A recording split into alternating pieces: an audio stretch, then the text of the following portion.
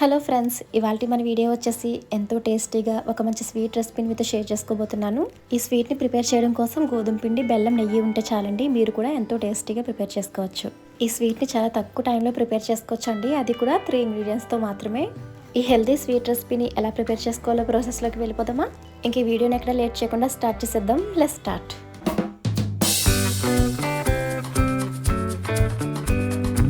ముందుగా స్టవ్ మీద గిన్నె పెట్టుకుని అందులోకి 1 కప్ వరకు బెల్లాన్ని వేసుకుంటున్నాను.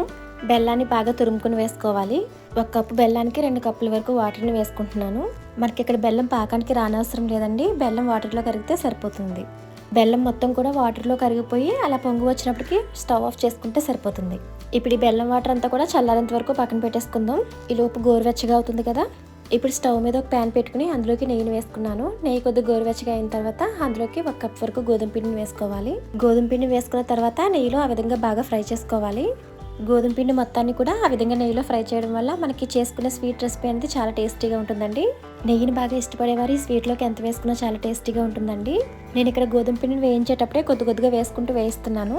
నెయ్యిని బాగా ఇష్టపడేవారు 1 కప్ వరకు గోధుమ పిండిని తీసుకున్నాం కాబట్టి 1/2 కప్ వరకు నెయ్యిని తీసుకోవచ్చు. మీకు నెయ్యిని ఎక్కువగా వేసుకోవడం ఇష్టం లేదు అనుకుంటే నేను ఇక్కడ కొద్దిగా వేసుకుంటూ వేయిస్తున్నాను కదా, అలా కూడా వేయించుకోవచ్చు. నేను ఇప్పుడు ఇందులోకి బటర్ని యాడ్ చేస్తున్నాను. మీరు నెయ్యినే వేసుకోవచ్చు, కాకపోతే బటర్ని వేస్తున్నాను నేను ఇక్కడ. గోధుమ పిండి నెయ్యిలో వేగింది లేనిది తెలుసుకోవడానికి అలా వేయించేటప్పుడే మనకి మంచి స్మెల్ అనేది వస్తుందండి. అలా మంచి స్మెల్ వచ్చిందంటే గోధుమ పిండి వేగిపోయినట్లే. ఇప్పుడు ఇందులోకి మనం ముందుగా ప్రిపేర్ చేసి పెట్టుకున్నాం కదా బెల్లం సిరప్ని, అలా ఫిల్టర్ చేసుకుని వేసుకోవాలి.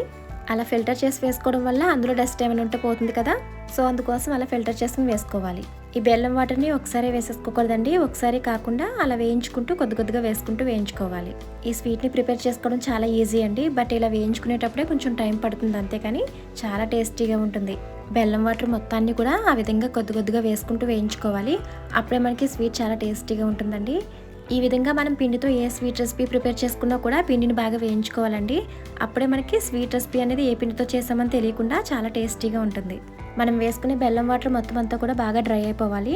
వాటర్ మొత్తం డ్రై అయిపోయిన తర్వాత కూడా కొంతసేపు వేయించుకుంటే ఈ స్వీట్ చాలా టేస్టీగా ఉంటుంది. నేను ఈ స్వీట్లోకి బాదం అలాగే జీడిపప్పును వేసుకున్నాను. మీరు ఇంకా డ్రై ఫ్రూట్స్ ఏమైనా వేసుకోవాలనుకుంటే వేసుకోవచ్చు. ఇప్పుడు ఒక కేక్ ట్రైని తీసుకుని అందులోకి ఆయిల్ని యాడ్ చేసుకుంటున్నాను.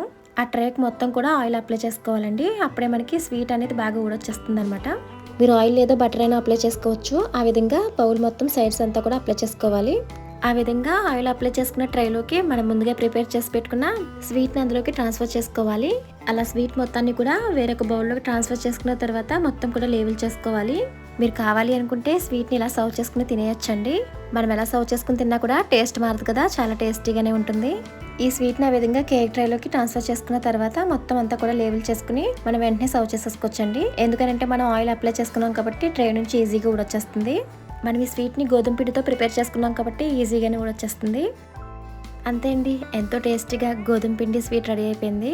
అలాగే ఈ స్వీట్ చాలా హెల్దీ కూడా. ఈ టేస్టీ స్వీట్ని మీరు కూడా ఒకసారి ట్రై చేసి మీకు ఎలా వచ్చిందో మీ ఫీడ్బ్యాక్ని కింద కామెంట్స్లో మెన్షన్ చేయండి. మీకు మా వీడియో నచ్చినట్లయితే లైక్ చేయండి, సబ్స్క్రైబ్ చేయండి. Thanks for watching.